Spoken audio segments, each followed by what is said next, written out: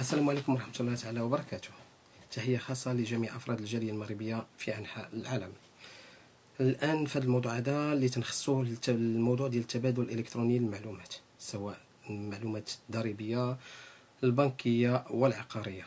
هذا الموضوع الشائك اللي الجالية المغربية حاولت تواصل مع الحكومة واللي عبرت على الغضب ديالها، ولكن مع كل الأسف ليس هناك أي رد أو بلاغ أو بيان للحكومة المغربية.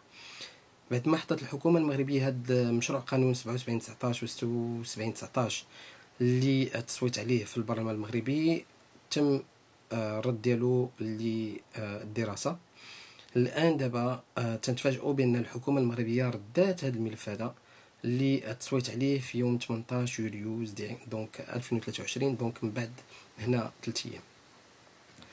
هذا الموضوع هذا الغريب فيه هو أن الحكومة المغربية باغا دوزو باي طريقه، وبطريقه كما تنقولوا سكوتيه، حتى واحد ما تيعرف اخبار، حتى واحد ما في اخبار حتى شي حاجه.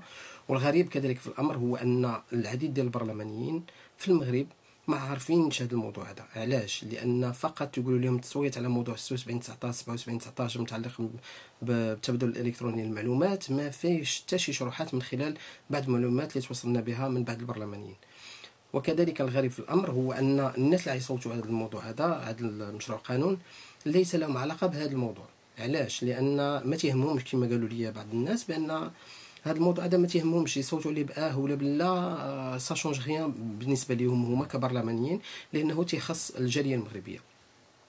نجيو لهذا الموضوع هذا اللي ربما كذلك ما فاهمينوش، لان العديد ديال البرلمانيين ولا حتى في الحكومه كاين اللي ما فاهمش شنو الضرر ديالو بالنسبه للجاليه المغربيه. هذا الموضوع هذا شنو الضرر ديالو؟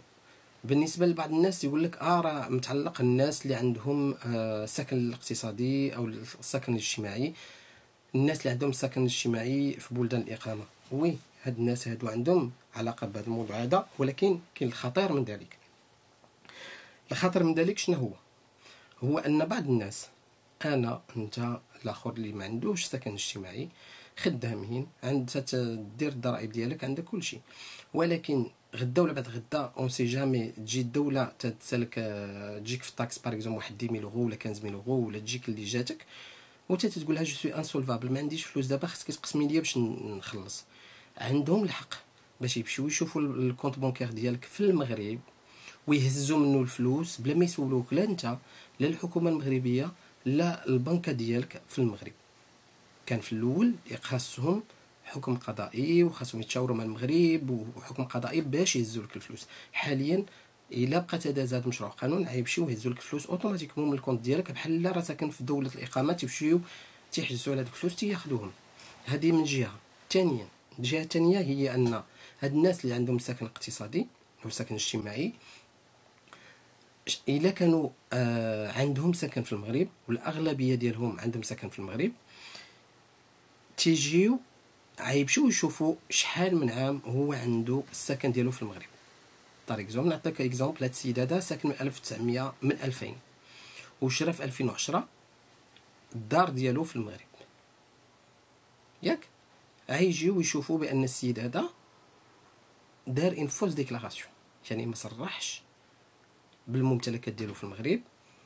وإلا كانت الدار ديالو هنا في دولة الإقامة تتسوى 1000 أورو للكرا، هو كاريها ب 400 الأورو، عطينا ليه ب 400 الأورو، دونك كاين واحد لا ديفيرونس ديال 600 أورو.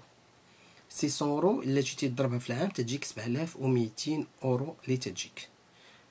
غيجيو يحسبوا ليه من 2010 حتى ل 2023، دونك 13 عام. 13 عام خاصو يخلص هذيك 7200 بوندون 13 عام. غتجي واحد 772,000 أورو، زيد على 21 تجي تقريبا بريسك 90,000 أورو خصو يردها للدولة ديالو. اون بلوس يقدروا يديروا ليه واحد فوز ديكلاراسيون فيسكال، لأنه خاصو يصرح بالأملاك ديالو وخاصو يخلص فيها 3700 أورو كخطية لهذاك الشخص. وهذه كذلك بالنسبة للناس اللي خدامين وما عندهمش لا سكن اجتماعي لا حتى شي حاجة، ولكن ما كانوش تيصرحوا بالاموال ديالهم سواء البنكيه ولا العقارات ديالهم ولا الضريبه ديالهم، غيمشيو يديروا لهم فوز ديكلاراسيون، غيخلصوا 3700 اورو على كل ديكلاراسيون، فوز ديكلاراسيون. دونك شوف المسائل فين توصل. علاش؟ لان الحكومة المغربية وعلى الرأس ديالهم السي بوريطة اللي هو الأول المسؤول على مغاربة العالم، لأن حاليا تنشوفوا تنلاحظوا بأن ما كاينش واحد المؤسسة اللي تتحاول تحافظ على الحقوق ديال مغاربة العالم إلا وزارة الخارجية. ووزارة الخارجية مهتمة فقط بالقنصليات والسفارات وبقضية القضية الوطنية ديال الصحراء المغربية. والجاليه المغربيه ما كاينش لها الله، ما كاين حتى شي واحد اللي تيسول فيها الا الوقت اللي بغاو استثمارات، او تيجيو يقول لك اجيو استثمروا بلادكم، ولا شريو الاراضي بلادكم، ولا شريو الديور في بلادكم، ولا ارسلوا الفلوس لبلادكم. دونك فقط هذا الحد الوحيد فاش تفكروا الجاليه المغربيه. دونك دابا حاليا البرلمانيين ما فاهمينش هذا الموضوع، وحنا تنعرفوا بان البرلمان المغربي هو البرلمان الوحيد في العالم اللي يمكن لك تدخل ليه بدون اي مستوى دراسي. كاينين برلمانيين اللي ما قاريينش، كاين البرلمان المغربي ما تجيش توريه تقول ليه 76 19 77 19 التبادل الالكتروني للمعلومات ويفقه شي حاجه ولا يفهم شي حاجه، غيجيو يقولوا ليه صوت غيصوت. وهذا الشيء اللي باغا دير الحكومه المغربيه لانها عارفه ما منع التفاوض، وهي هما اللي غتقول لهم قولوا لهم باش يصوتوا غيجيو يصوتوا. دونك حنا غنمشيو ضحيه ديال واحد الناس اللي ما فاهمينش هذا الموضوع هذا. وهذا الشيء علاش كنا حنا تنطالبوا باش تكون عندنا الناس سواء في البرلمان سواء في الحكومة، جميع المؤسسات المغربية يجب أن يكون فيها مغاربة العالم.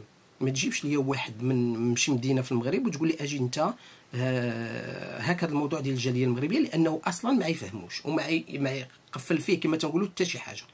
دونك هنا الجالية المغربية الموضوع راه خطير وتمس بالمعلومات ديالكم، لأن الدولة المغربية ما عندهاش الحق باش تعطي المعلومات ديالكم لدولة أخرى. بغيتوا تكونوا ايد وحده وتجمعوا ايد وحده ولو لمره وحده، تنعرفوا بان الجاليه المغربيه تقدر ديرها. هذه هي الفرصه.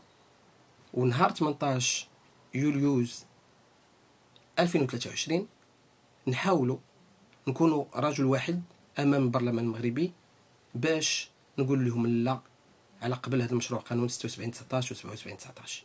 رساله وصلت. تحيه لكم وشكرا، مع السلامه.